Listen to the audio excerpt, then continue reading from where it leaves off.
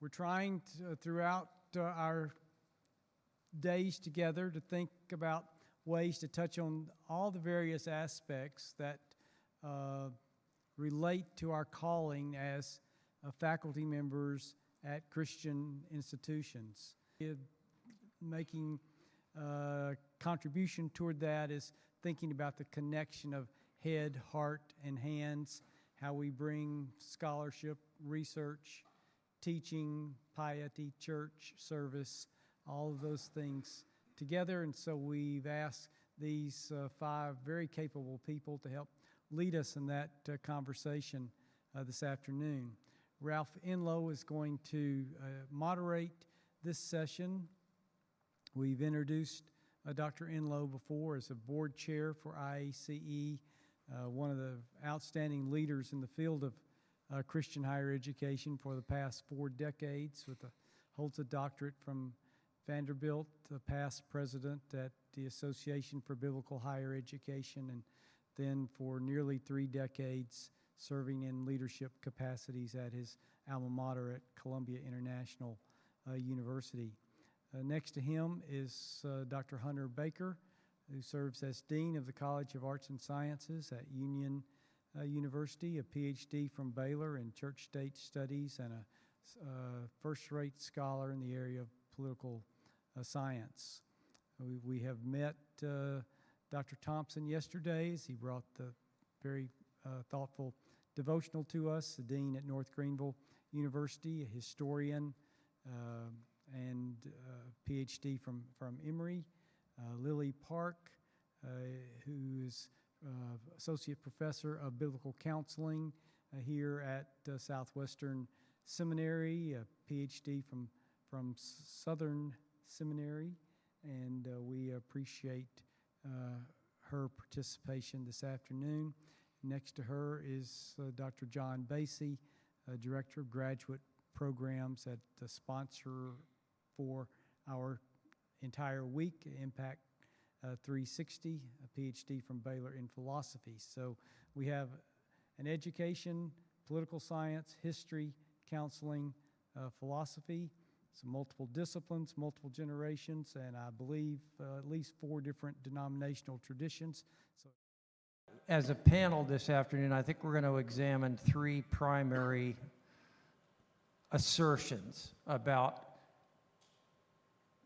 truly Christian, thoroughly Christian higher education, and we'll have a chance to interact about it as a panel, and then there will be an opportunity for you to interact with the panel to address questions or assert ideas.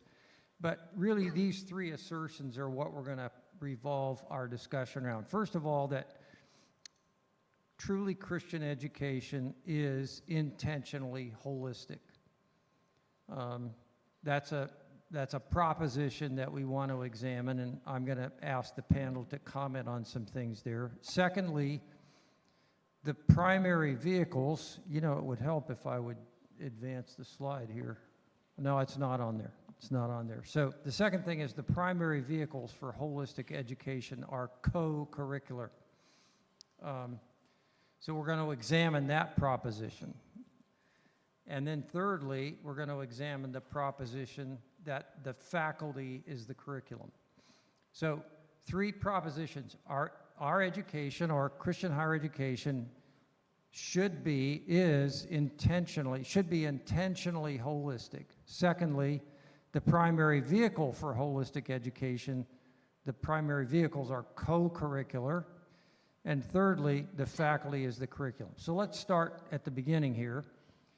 So if your institutional education vision is holistic, and I saw, Hunter, you gave a 5 to Union, and I was looking at the website there with him, and I'll have to say it's a home run in terms of how explicit it is. If your institution's educational vision is holistic, describe what you believe is essential for the Christian college or university faculty member to be and to do in order to actualize this vision. What's required of faculty members to be and to do in order to actualize the vision. So maybe, Hunter, you want to start with reading the mission statement and then talk Sure. about that. Yeah, I've got it right here. The mission of Union University is to provide Christ-centered education that promotes excellence and character development in service to church and society. Okay. So talk to me about, in your mind, what does this require of you? Well, so Christ-centered, right? That's the critical element for me. You know, those of us who have kind of been in this space for a long time, one of the ways that we've talked about it is integration of faith and learning, right? The way I kind of reasoned through that, I heard a lot of that at Baylor in a particular period, and certainly at Union. You know, Dr. Dockery was working with that for a long time. And I think about the word integration, and the word that seems very close to that to me is integrity, right? And I think about Whittaker Chambers, who was a famous ex-communist. He was talking about how he became a communist, and he talked about a communist man he met at the New York Public Library who was the most integrated person he had ever known, right? Which is to say that his thought, his belief, his words, his actions were all of a piece, right? And so when I think about how we translate that in the Christian college, that's what I want a faculty member to be, is to be integrated at that level, right? Christ-centered at that level. This is at the core of who I am, and you will see it. You will experience it. Great. Thank you, Hunter. Paul? So North Greenville's mission statement is North Greenville University exists to glorify God by cultivating graduates who are equipped to serve as transformational leaders for church and society.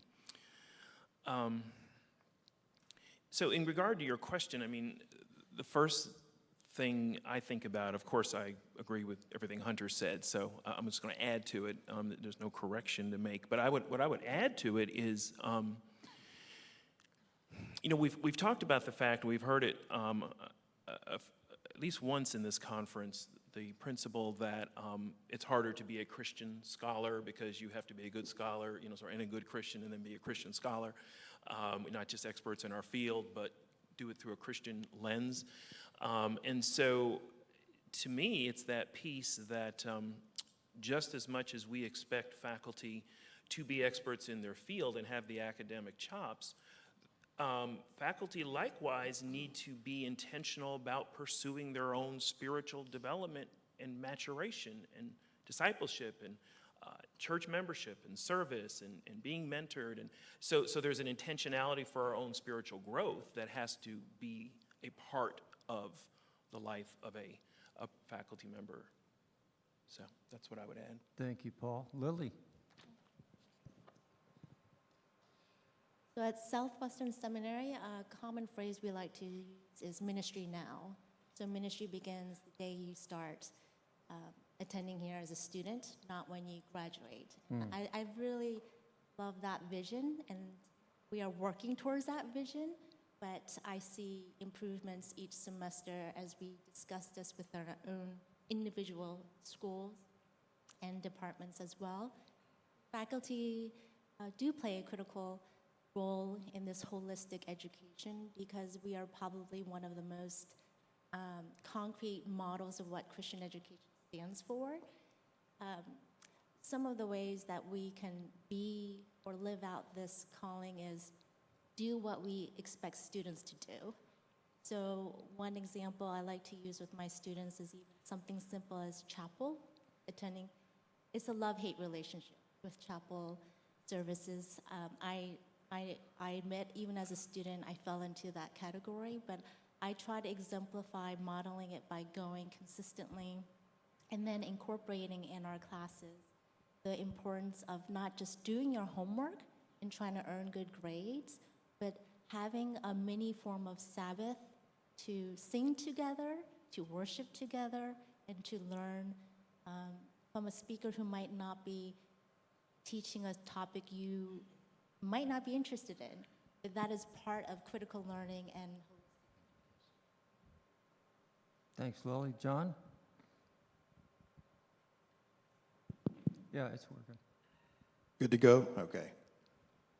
The mission of Impact 360 Institute is to cultivate leaders who follow Jesus. And lest that sound too short and sweet, we unpack that in a threefold way that maps extremely well onto the head, heart, hands model. Our motto is know, be, and live. It's a discipleship model. Intellectual discipleship, know. Spiritual formation and character discipleship is the B. And vocational discipleship would correspond to the live in that model. So we hire faculty, we train faculty and staff, and we expect them to have some competence in each of these areas as we're interviewing them. One of the things we realize, though, is that we're not all going to be strong equally in each area, depending on how the Lord has wired us, depending on our own certain ways of being fallen in each category, and so on and so forth. But in general, what we're looking for and what we need faculty and staff to be are the kind of people who seek to implement incarnationally, Colossians 1:15 through 17, that he, Christ, is before all things, and that in him all things hold together. I can remember years ago reading former president of Wheaton College, Dr. Dwayne Litfin's book on the Christian college, and one of the big points he makes in that book is that integration is modeled perfectly in Jesus Christ. We have helpful models of worldview, creation, fall, redemption, consummation, and several others, but someone I interviewed for a doctoral paper years ago who often attends these meetings, Dr. Robert Sloan, president at HBU. I can remember interviewing him while I was doing my PhD at Baylor. And I asked him about the integration of faith and learning, and one of the things he said was, I think it's better put the reintegration of faith and learning, getting to that discovery dynamic. So we're looking for faculty and staff who want to do these things and who are authentic, lifelong learners who embody these kinds of values. Yep, Hunter has something to add. Yeah, just one more thing, so we're talking about our mission statement. I think it's interesting at Union, we have something that stands alongside the mission statement that may actually get more attention. Mm-hmm. I may be wrong. Dr. Dockery could tell the story, but I think this is something he scribbled on a napkin at some point, which is the core values being excellence-driven, Christ-centered, people-focused, and future-directed. Mm. And if you're at Union, so that's the one, if you stop people, they'd be able to recite those four. Excellent. Thank you.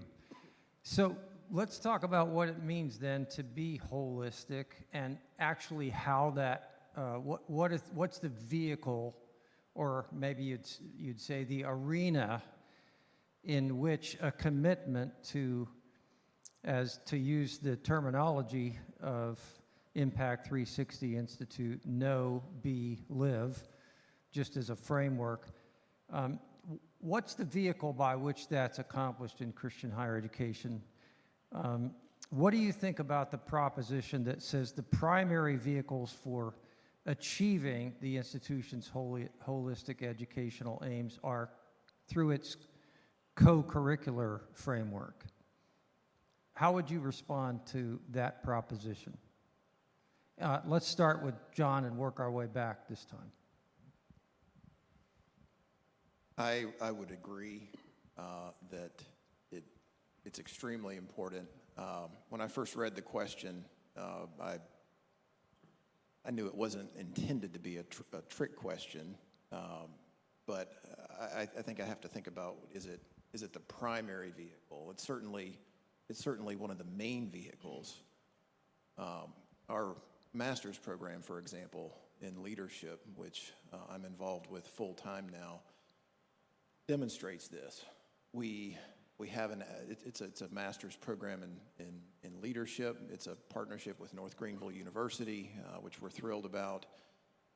But it wouldn't be unique, it wouldn't be holistic if all we were doing is another MA in leadership just in the classroom. What makes this unique and holistic, truly holistic, is that it is co-curricular. It's done co-curricularly, if you will. And the biggest part of what is done in an educational fashion, in a way that's measured, is every student that's accepted to this program is given a paid graduate assistantship in student discipleship with our young undergrad gap year students.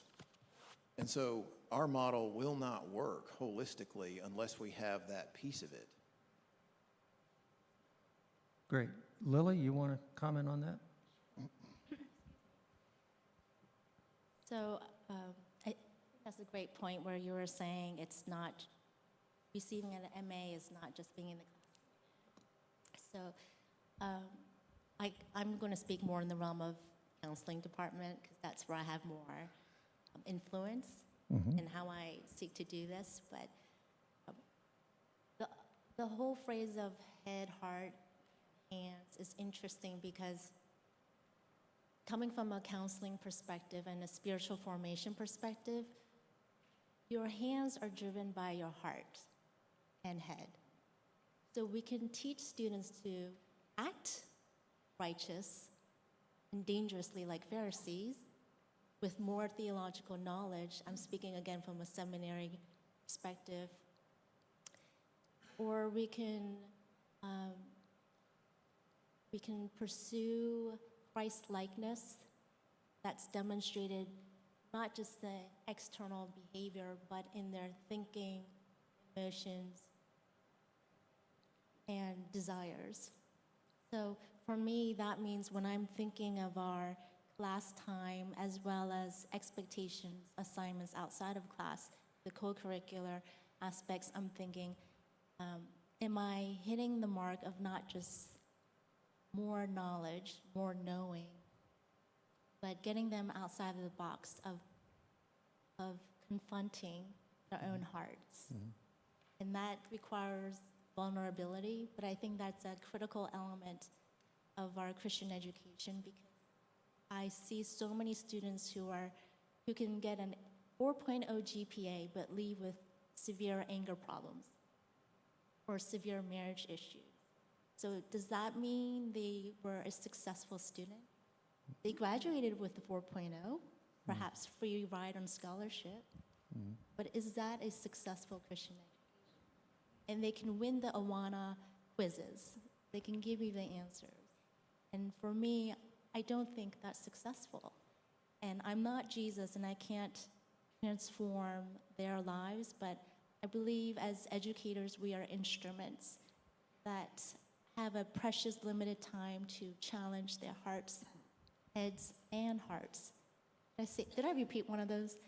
Head, heart, and hands, as much as possible through that. So one practical way is even asking, are you a member in a church? The seminary does not replace your church. It's so simple. There's so many students I meet who will say 6 months, a year into the seminary and say, I'm still looking for a church. That's a problem to me.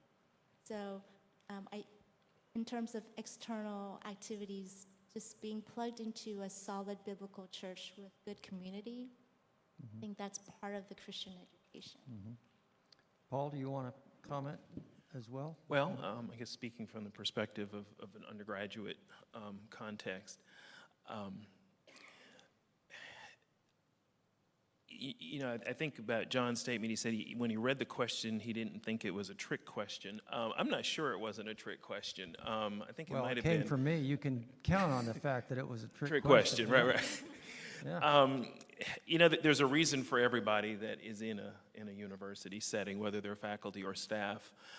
There's a purpose, there's a function, and so we talk about chapel. We talk about North Greenville. We've got Bible studies. We have individuals working, on that level, and students in the dorms.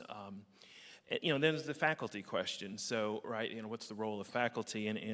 So, I mean, is co-curricular the primary vehicle? So I'm going to say no.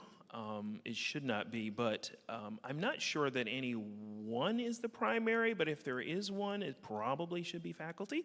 And again, it goes back to faculty being integrated and whole, as Hunter was describing before. It goes back to faculty being rooted and grounded spiritually and growing themselves so that they can be exemplars of wholeness, be models, role models. We talked before about what a good teacher does, right? Somebody said model before, right? So if the teacher's not modeling wholeness, well then, if the professors are not modeling wholeness, then it's pretty hard to expect students to follow that, so, or to be whole if the faculty are not.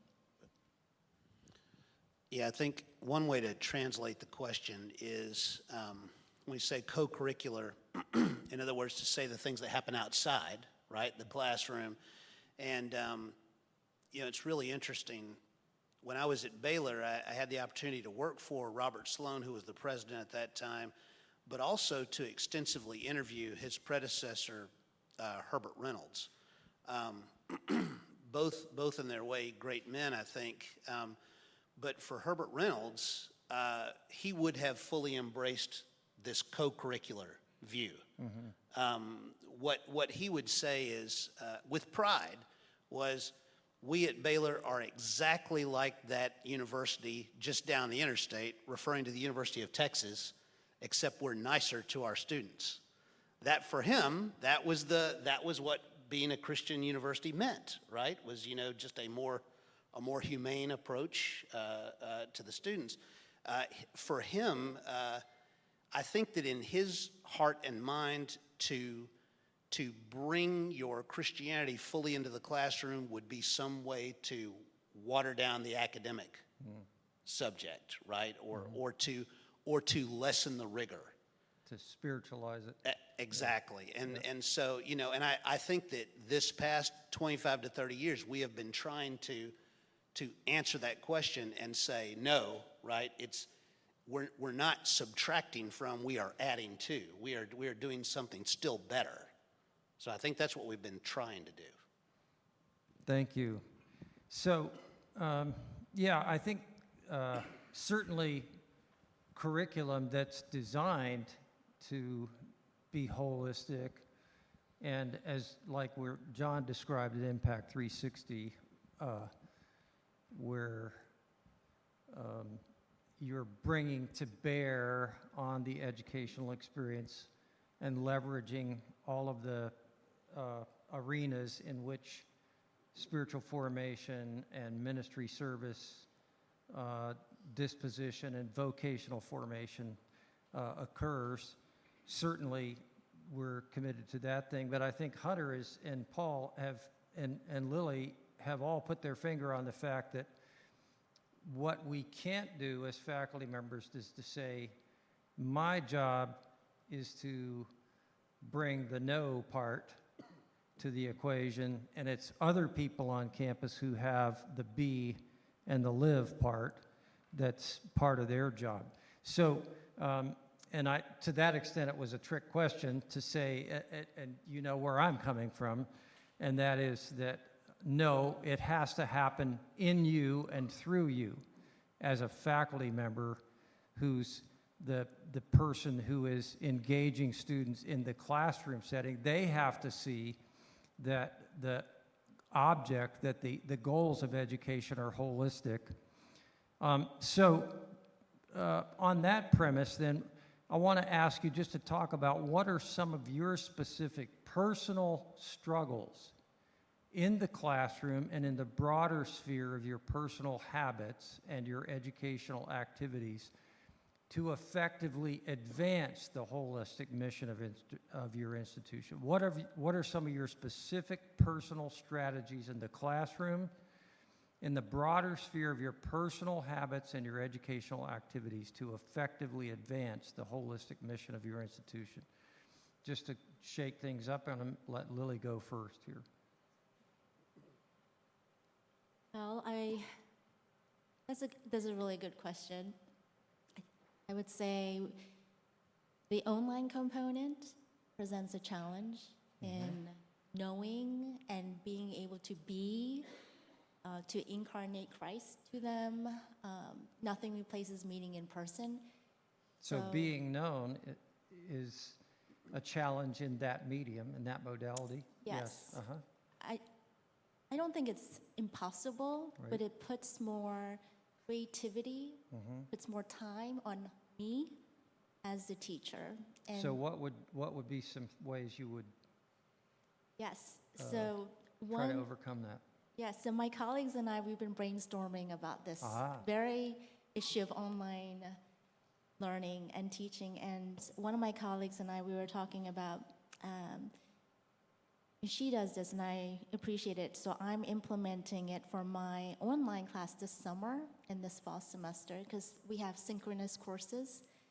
And so there's a discussion forums, but it still doesn't allow that human touch with those who are online.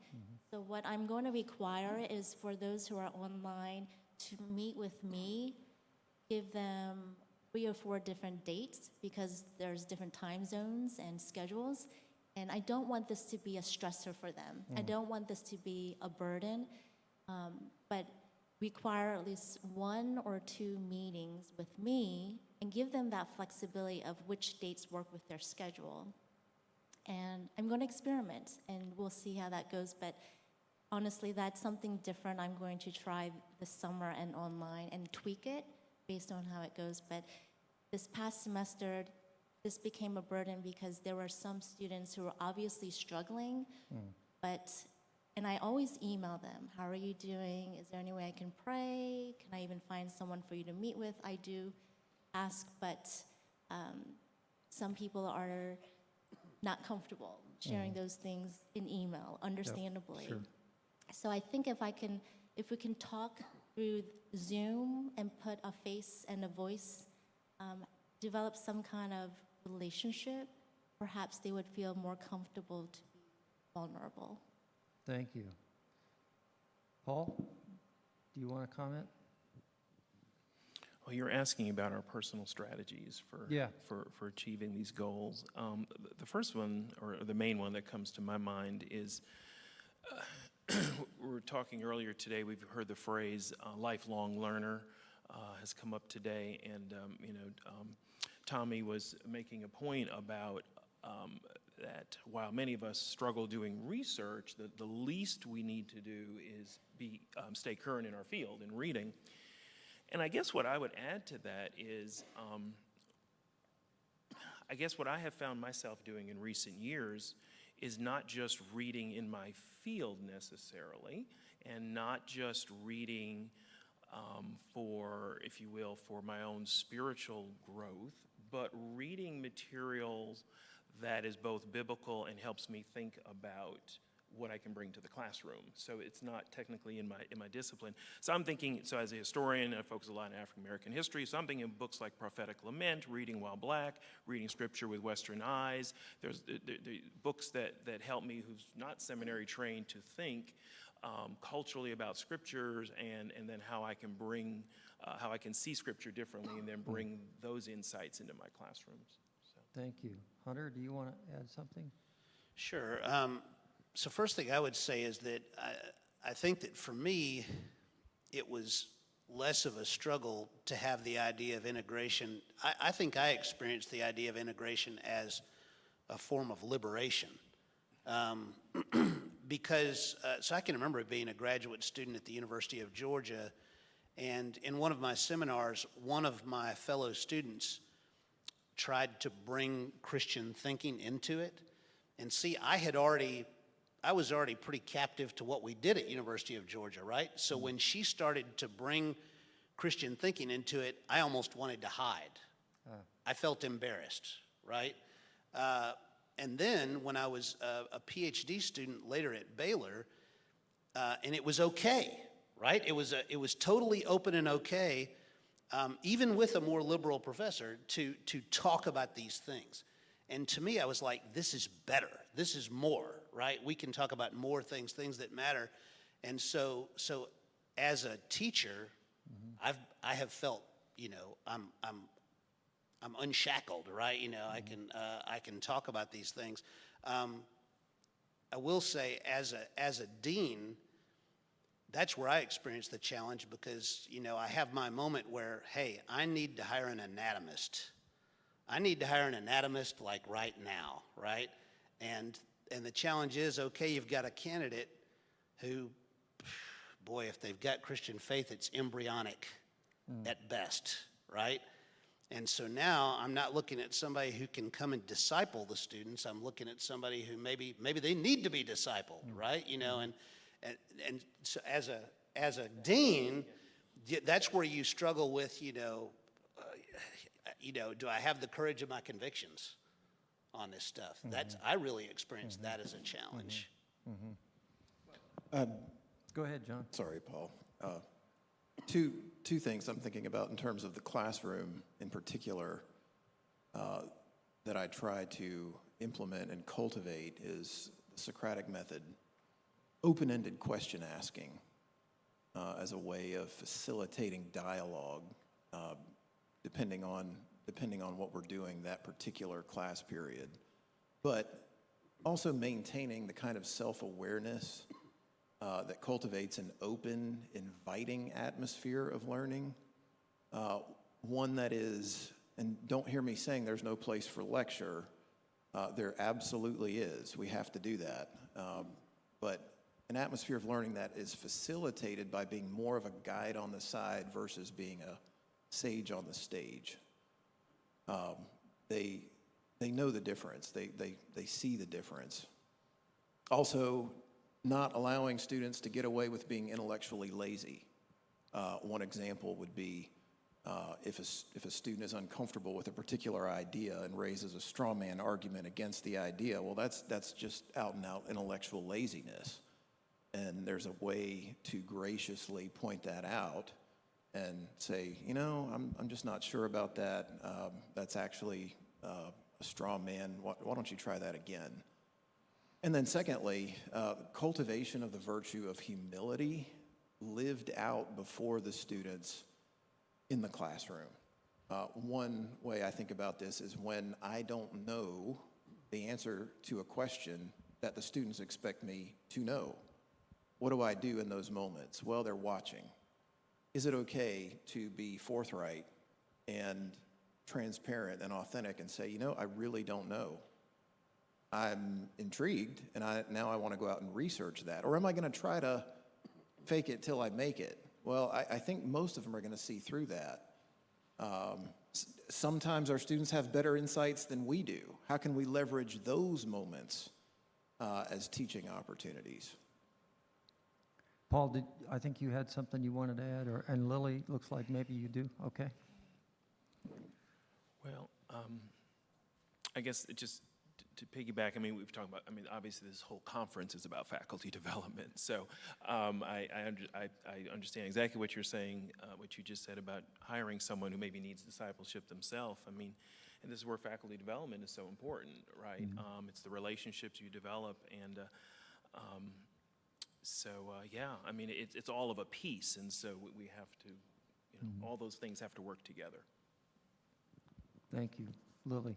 I was just going to share something that's a student shared that was powerful, is that as faculty members, we don't know everything, and also everyone doesn't like us necessarily. We hope they do. We hope to win them over within 3 months or 6 months, but it doesn't always happen, maybe 99%. And I want that 100% as much as possible, but I have to live with that 5%, 10% deficit, whatever it is. But I had a couple of students, this was a few semesters ago, say, and I didn't know how impactful this was. They said, one lady who's very articulate said, it was the worth of the price of the ticket in referring to taking this class when she saw how I responded to a student who's being a knucklehead. Uh-huh. And I didn't even know that was so impressive in her mind. And I don't even remember exactly which moment she was referring to, but there was one particular student that semester, but and things got better towards the end. Nevertheless, we hit that bump, and so that was really helpful. That when we're put on the spot, it's very uncomfortable, but it can be a powerful learning moment that they take away as leaders, future pastors, future teachers. That when you are tested and challenged, how you respond says a lot more than all the weeks that you've been teaching in front of them. And that brings up the fact that students can figure out if your primary posture toward them is transactional and confined to your respective roles, or whether it really is more deeply engaged in them as persons and embedded in them as persons. I think many of you know that there's been a lot of research about high-impact teachers. One of my colleagues, actually back in the 80s, did a dissertation. I think it was published in '94, I think, but researching the question of what's a high-impact teacher and what does that look like.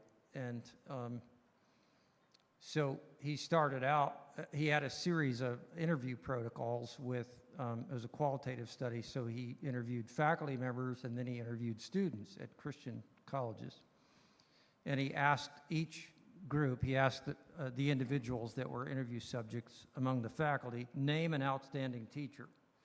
And then he did the same thing with students, name an outstanding teacher. And then once they identified that person in their mind, then he went through an interview protocol to say, what makes that person outstanding?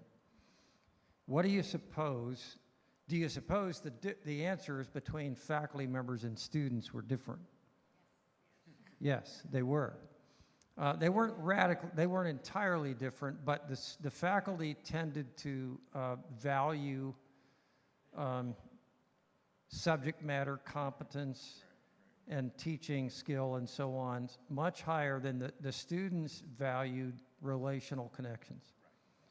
Every time almost every time without exception, when they named an outstanding faculty member, they named, and then he said, why? And they almost always cited an incident or a connection that was outside the framework of the classroom itself. There was engagement with the faculty member outside the parameters of the classroom that was significantly transformational in their relationship. This has also been validated, there's a book by Richard Light, I think it is, from a number of years ago, Making the Most of College, and he interviewed generations of Harvard students. I think it was 1,600 that they did interview protocols on. And again, the overwhelming evidence is that high impact, transformational impact between faculty and students tends to occur outside the parameters of the classroom itself. But the other thing that he researched, and that my colleague Terry Powell researched, and I thought was a very useful insight, is what do faculty members do in class that signals to students that they're approachable outside class? And the one answer that was the most salient in all those things was personal vulnerability. When they talked about themselves and their own formational struggles, their own issues and so on, not in a morose way or whatever, but in a transparent way, what it did for students was said, this is somebody I can trust to engage in a larger sphere of relationship that goes beyond the transactions that are involved in this particular class. So I just throw that out to you as something for you to ponder and contemplate. I see a lot of nods here. Do you have anecdotes about that in your experience? Can you tell me about something that was either significant in your own experience or just in your recent experience with students that would illustrate that? I would say a couple of things. First, I do tend to tell students about my personal life. And very often, it seems to me that those are things they will come back to me on. Yeah, You know, yeah. things about my personal life, or stories that I tell about my marriage, or, you know, or raising my kids, or, you know, things like that. They often tend to come back and want to talk about those things. The other thing is, and actually I think a lot of people at Union are really good at this. I haven't done it that much until now, but I just had a semester where I had a lot of travel, and so I missed some classes, and I felt like I needed to try to make that up to students. And so on 2 different occasions, I had everybody over to my house. And that really does something. Yeah. It really does something when they come over to your house. You know, I had not done it so much before because I'm not great at hospitality, but I really could feel that it changed the level of connection when they come to your home and sit and talk with you there.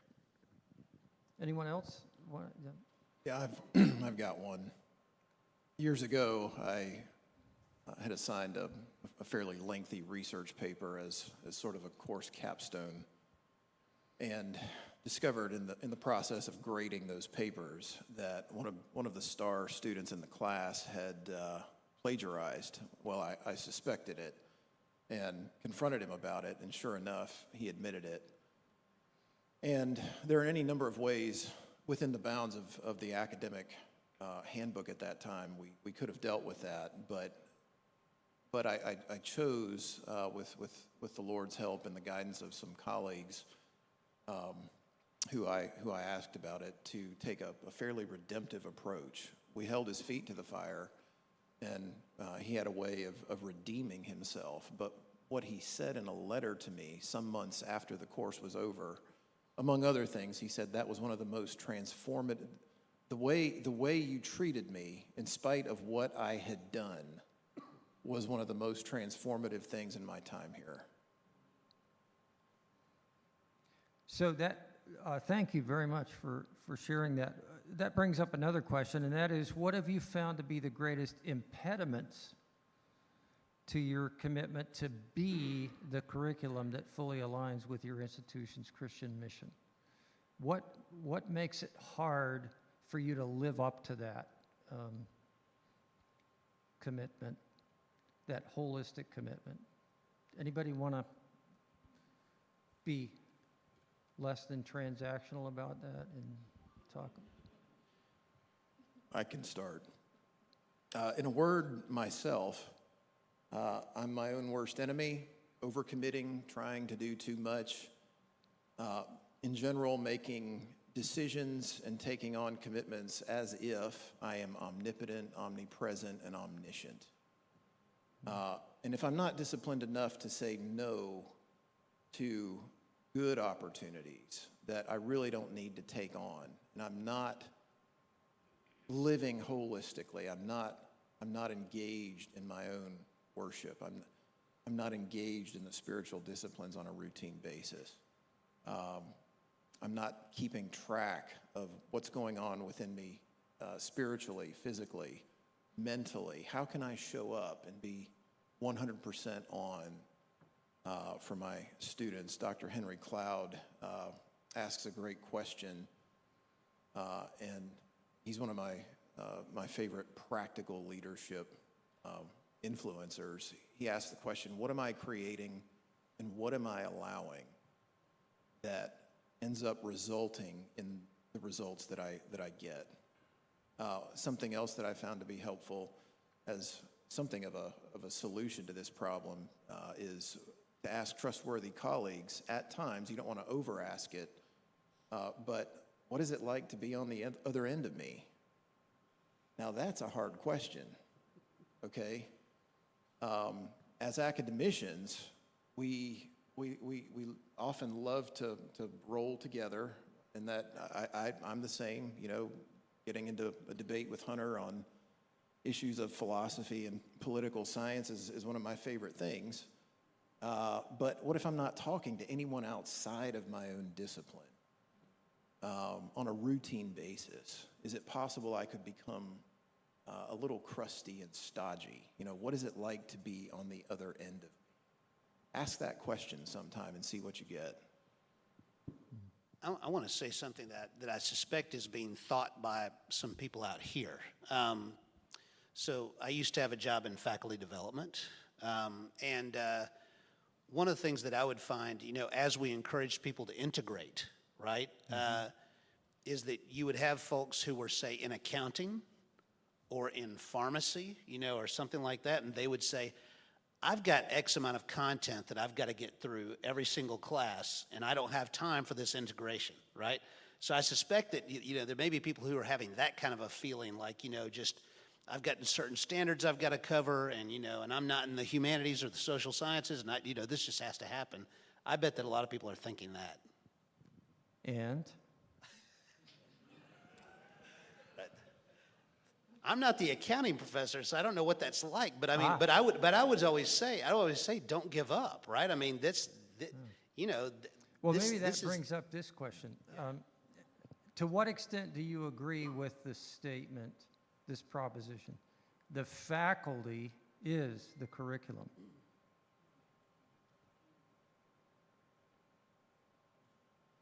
And to what extent does that have a bearing on what you just talked about, Hunter?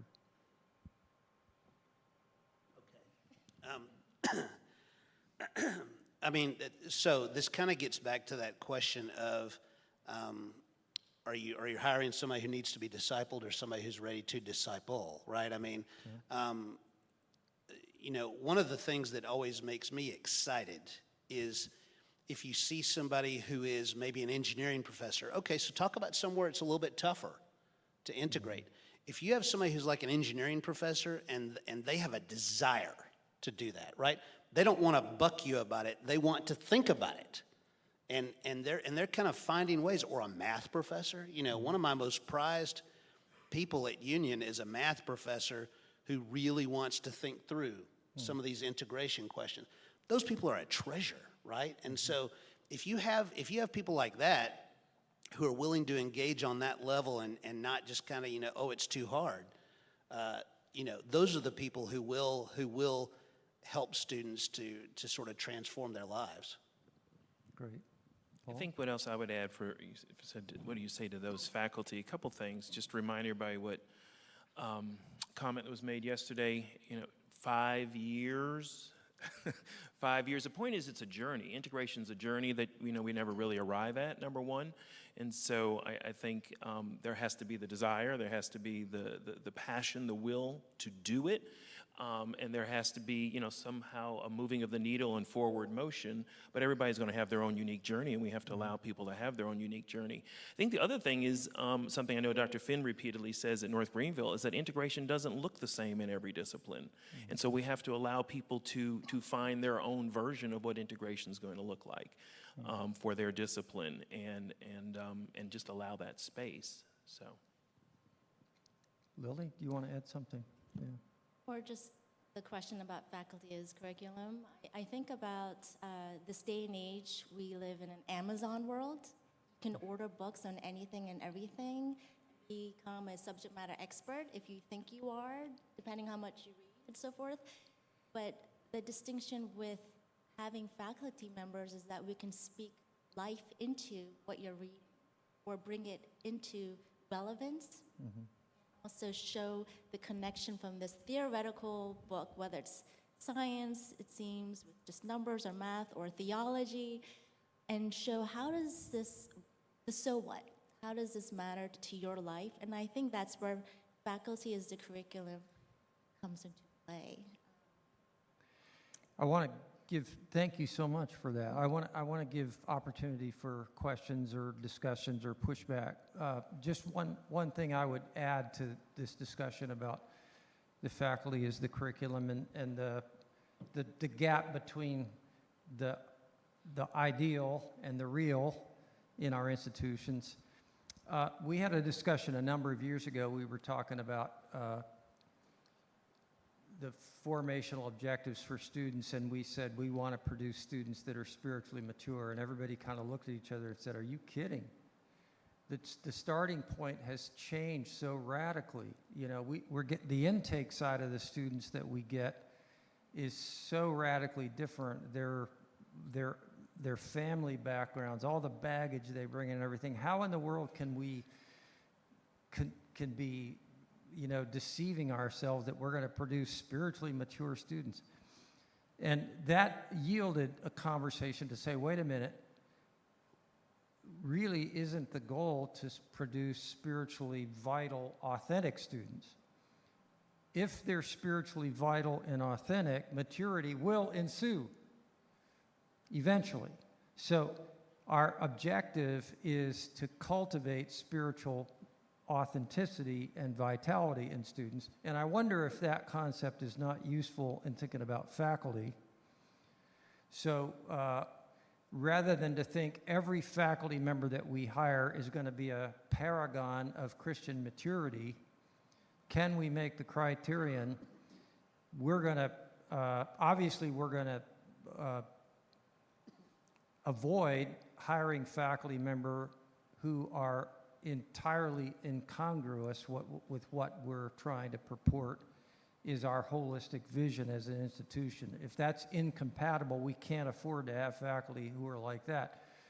But can we at least have faculty that we could say are evidently spiritually vital and authentic, as opposed to superficial and hypocritical? And that might change the dynamic quite a bit if we think about it that way. I even had all these criterion I would use in faculty hiring, and we had character, you know, credentials, of course, is standard, and communication ability and competence in their field, and we would say character, you know. And to that, finally, I added contagion. That we were looking not just for sort of a benign or polished sort of Christian character, but we were looking for people that are spiritually contagious. And I think at any level of spiritual maturity, there are people that are spiritually authentic and transparent and contagious that can help move us toward the holistic vision. So I didn't expect to give a sermon, but what are you going to say? No extra charge. Let's open up the mics. We have a few minutes, and take it anywhere you want to go. Push back on anything. Be sure to take advantage of the expertise here to my left and your right.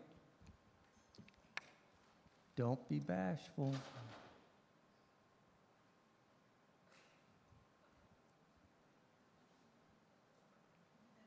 Amy, I knew you would come through for me. Way to go. It's embarrassing.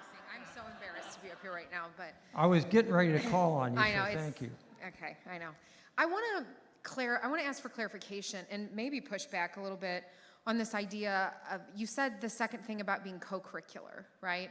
And then there was some, I don't remember where it came from, but some disagreement there. In my own experience, co-curricular has been absolutely vital, absolutely transformative as both a student and a teacher. I just got back Saturday where I took a group of students to Ghana, West Africa. And so that is just a huge, I can't tell them to have a global worldview without inviting them into opportunities to experience that as well. And the other thing is, like, the most seminal scholarship research in higher education itself says that if we can get students to engage academically and socially, we can just almost cut a line to completion, which is exactly what we want. So if we want students to complete, they have to be engaged academically or socially, and that co-curricular is a huge part of that. So I guess I'm wondering, like, maybe I'm defining co-curricular differently, or where's the... Yeah, what I want to say about that is, so even as I answer that question, right, I can tell you that at Union University, the student life experience is so good because we've had some outstanding leaders in student life. The student life experience is so good that I wouldn't be surprised if there aren't some students who leave Union and that was actually for them the most important part of the experience. So really all of this is not to say co-curricular is unimportant, right? What we're really trying to say is don't delegate it. Don't delegate the spiritual development of your students over to student life, right? You know, it's not enough to say, oh, student life will handle it, or, you know, we'll have Christian concerts on campus, or, you know, whatever, right? You know, Louis Giglio is running his passion thing on campus or whatever. What we're saying is that it has to be at the core of the faculty side of things. You know, that we cannot hire faculty with basically treating the faith element as irrelevant. Because ultimately what it comes down to, and maybe this will get some pushback. He says the faculty is the curriculum. I would say, and I don't say this to denigrate anybody else, but I think that ultimately the faculty are the institution. And if you don't care about the faith of the faculty, then you will have people who ultimately end up secularizing the institution through their lack of attention to the Christian faith. So that's really what we're, you know, I don't in any way want to say that co-curricular is not important. It's massive. It's clear that it's massive. We're just trying to say that you can't just rely on those people to carry all the water. Thanks, Amy, for that question and clarification. And I think you've just exemplified what Richard Light is talking about in his book, Making the Most of College. Again, he's a secular person, but he in his research made it clear that learning is profoundly accelerated and deepened and broadened when faculty engage with students outside the classroom framework itself. So if co-curricular means it's only the sports program, it's only the traveling musical teams, it's all the things that students do in extra sort of, I guess you would say extracurricular activities with which faculty have nothing to do. That's another sphere, and faculty are just focused over here. Then I think you're missing a lot of educational potential.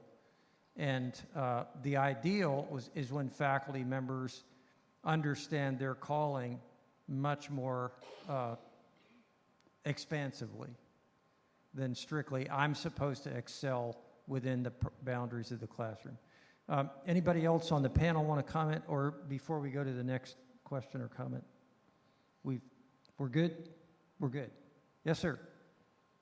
So I've heard a lot in the past day or two about just kind of more top-down faculty development and pouring into faculty. So I'm just finishing my first year. I'm probably the most extroverted person on our faculty, and I just wander into people's offices and make them talk to me.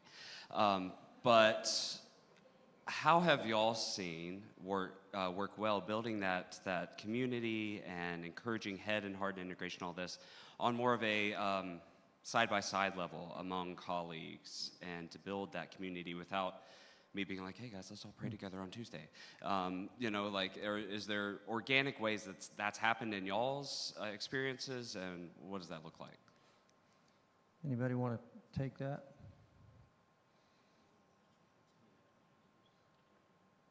One way that, I appreciate that question. This is just one way that this can be done.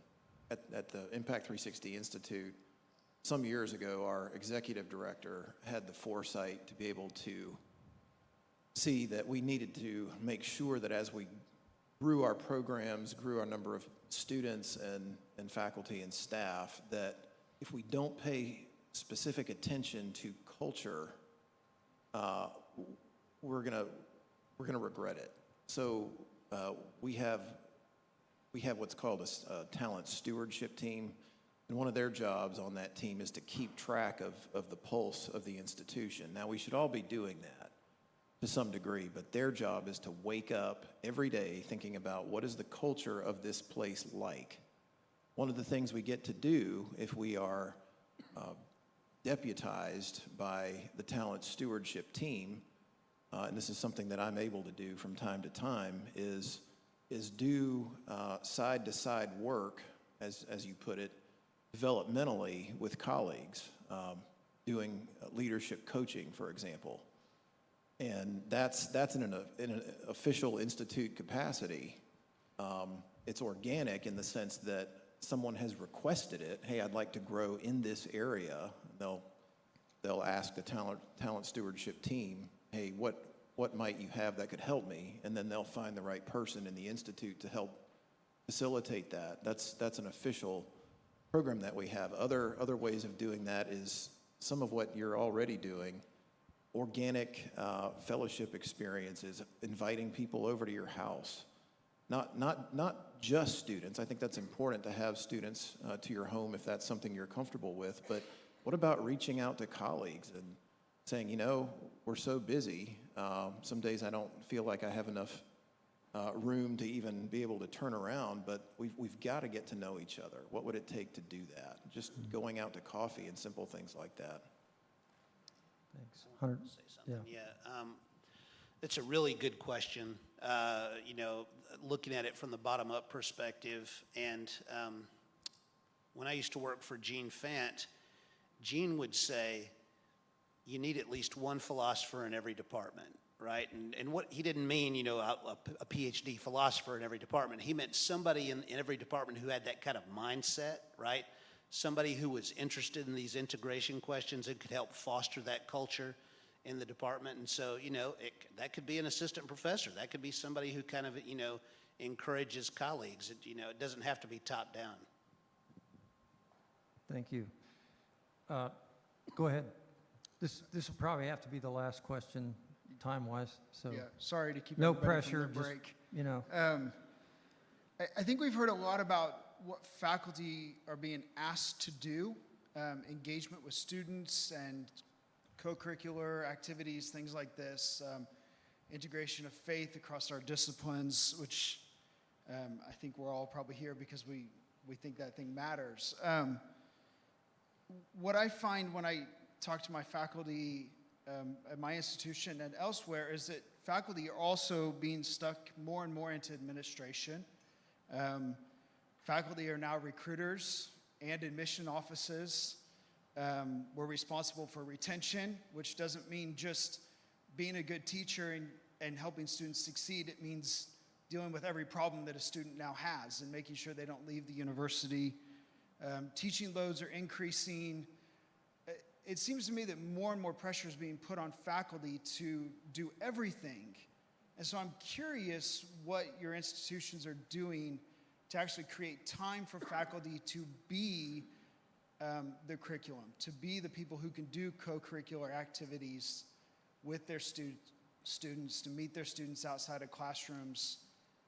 Because if we're spending our time in our offices responding to the emails because that's what we have to do, where are we supposed to actually do these other things other than the 2.5 hours we get in the classroom with our students? There's where the rubber meets the road. There's so anybody want